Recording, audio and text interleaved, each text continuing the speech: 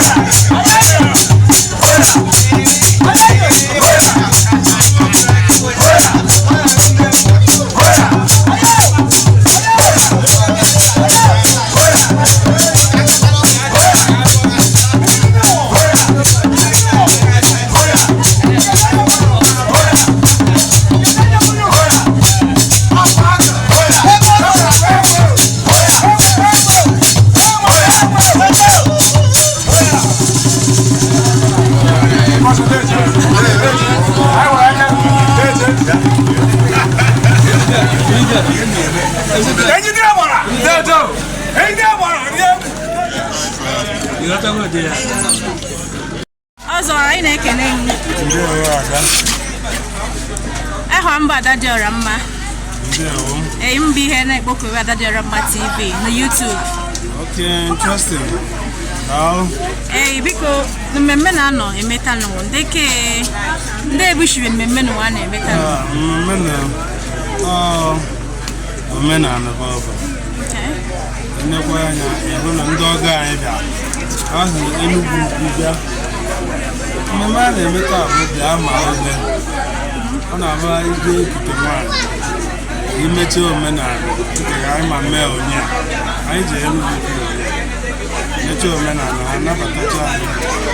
Anyị shaa na ụmụ ka abịa amarịbe ebe ada unu na-anụ. It's not a question of amaghị ebe anyị chọrọ. Anyị kpọtakwara na anyị bụ ndị Etiti-Ngwo and aka na-eti Enugu gbara na-awụkachi ha ọkụ mana o nwere ọhịa na-atọ m ụtọ. Ngwo ịchọkwa ichi ọzọ mana o nwere na amidst other ones enyewo gị na Enugu mana ọhịa na-atọkwa m ụtọ bụ ike dị nne maka nne m onwe nke ọ na-amaghị ike ọzọ ike dị nne wan na Ngwo ọ dị mmasị daalụ ọzọ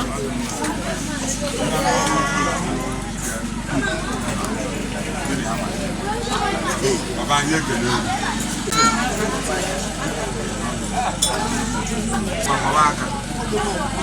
ọwa aka na mmiri a mgbe ọ bụla iji du amụghị ebe iwe enyere iyi na-eri ị nọọzi na nsọ n'ebe ọlịa jee gbagbogo ibe niile ndị ọga anyị emebigo unu abụ a nọrọ na nsọ anyị nwa arọkụ na nsọ so obido tata gaba anyị na ụlọ abụ ọ bụrụ mbata aba ibe anyị nyere ịbụrụ ndị ime mere anyị idufọ n'echi ya dị ebe n'ebe anyị maka anyị na-aga ogolo ofu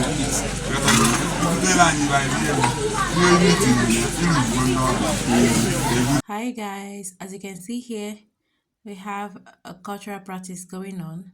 The bride's mother is being told to wash her hand in a bucket of water with money inside it, and it signifies that she is now free to come visit her in-laws or even come for Omugo at the right time. And you can see that she's been designed with pairs of wrappers and also handed over an envelope. Yes, she's been handed over an envelope too. All this shows that she has been fully accepted in her in-laws' home. So guys, Enugu-Ukwu people have a spectacular cultural practice and we are seeing it here happening now. So Ngwo people have welcomed Enugu-Ukwu people with their whole hearts. Guys, please click on the subscribe button if you've not done so, and also click on the like button under this video. Thank you very much. Stay tuned. Don't go away.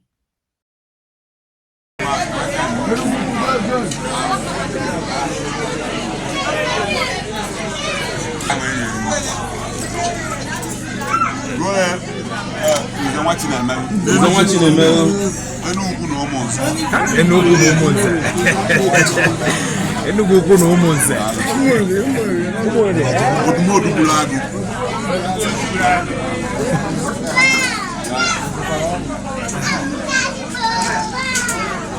Ihe mara ya.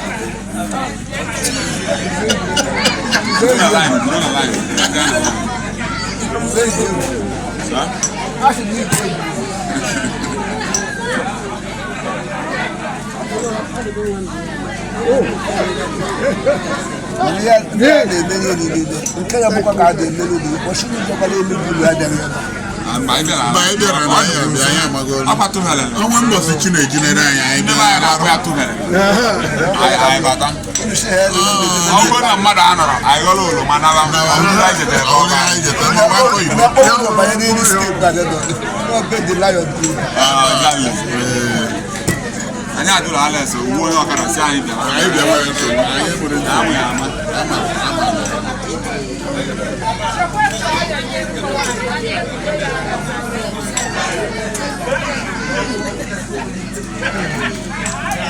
Papa ba anyị.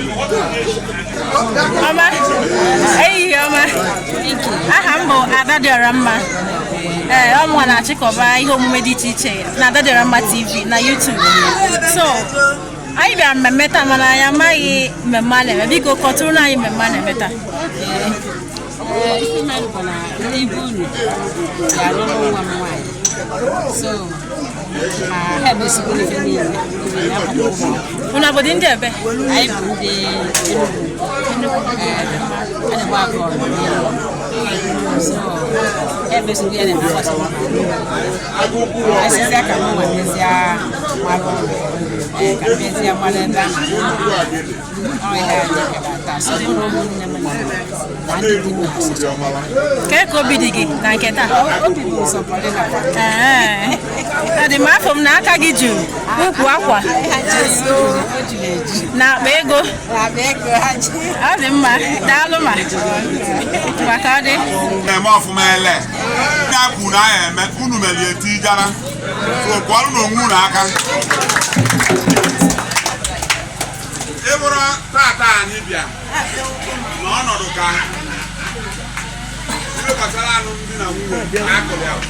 so tata ka ikwu na ibe bịa ka amara ebe ada anyị na-eje ada anyị abịago ụlọ nnekwu mgbu.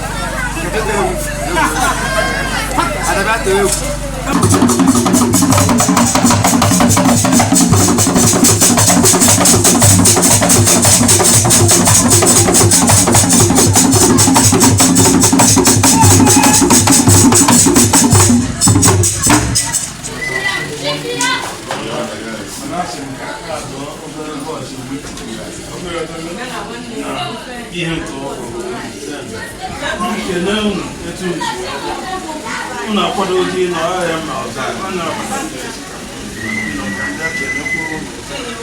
Chukwu ga-edu udo n'ọpụta ndị ụlọ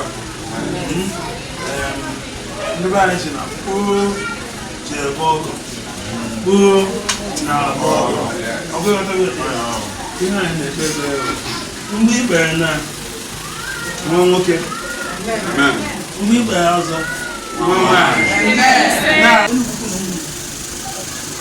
anọ m ọnọdụ ka ọmụ nwa nna ịghọta and by the virtue of nọ nna m ụdị ọkara ọmụnwa inherit you so ihe ọbụla a na-eme ọbụ na afọrọ m ọ na-adị ka ọ na ọlụ onye afọ asị ana m atụrụ anyị ka m na-eso n'ihe a na-eme maka na ihe dị mma dị mma ụmụaka ọhụụ na-dosa onwe ha mma nụọ nwaanyị ka di nwaanyị si anụ di ana m adị very very proud of you. Adị m very very happy with nwa m nwaanyị ahụ ịghọta wee na-asị na ọ ga-adịrị ezinụlọ mma dịkwa anya na di ya mma ịghọta ihe a eju ka ụmụaka yara akọ ha ịghọta ha nọrọ n'ezi ha gbuo n'aka ndị ha ya ebute mma ha gbuo n'aka ebe ha ya ebute ihe ọbụla ha tinye aka wee ezigbo ihe ego ya ga na-apụta na ya ịghọta adị m very very happy with otu unu si wee nabata anyị wee mee anyị wee tembi anyị o nwere ihe fọrọ unu mere ihe niile anyị kwuru wee na-asị na ọ ya adịla unu na mma na ezinụlọ anyị bata wee ezigbo ezinụlọ ka ha wụ ịghọta so n'udo ya adịla ha udo ya adịkwala anyị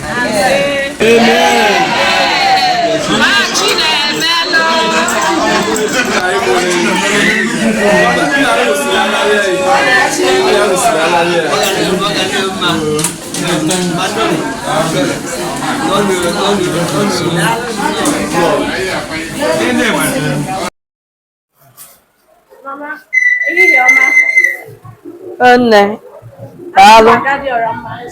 Ada nnọọ. O nwere mmemme asị na a na-eme taa, wee sị ka anyị jikere gị ihe mmemme a bụ ya. Mmemme a bụkwa n'oke mmemme. Onye nwe anyị ka m na-enye ekene. Onye mekwere ka anyị dị ndụ na ala ndị dị ndụ wee nwee ike ime mmemme a. Aha mmemme a bụ bịa mara ụnụ. Bịa mara ụzọ. Onye nụtara bụ nwa m nwoke bụ David Makochukwu Dennis. Ọ na-anụkwa onye Enugu-Ukwu na Anambra steeti. Ama m ka m ga-esi wee kenere Chineke na o mere ka ndị ndụ na ndị dị ndụ nwa m a wee nwee ike idutere m isi o wee dunatara m na be m.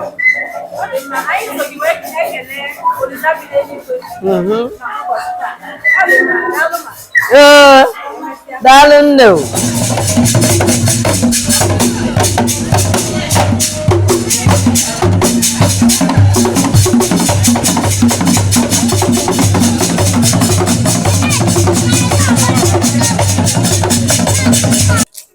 Ichie, ehihie ọma. Daalụ nna ada dị ọra mma. Asị mmemme a abịa taa, anọ m n'alụmdi na nwunye ka a bịara ime mmemme ya taa. Nke a bụ ịbịa mala ụzọ, ọkwa ya? Ịbịa mala ụlọ.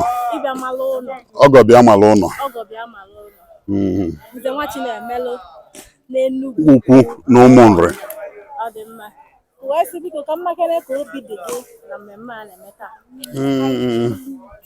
Obi dị m mma maka na I'm very very proud of my daughter Chinenya. O mere anyị adị very proud. O tolu otu ụmụaka ibi esi eto dosa onwe ya ọfụma n'ọ dị otu ibi esi anụ. So it is happiness every parents. Ịghọta na nwa gị chere olu oge nke ya o wee mee ihe otu ibi esi eme. So and I'm very, very proud of her. And I'm happy with her.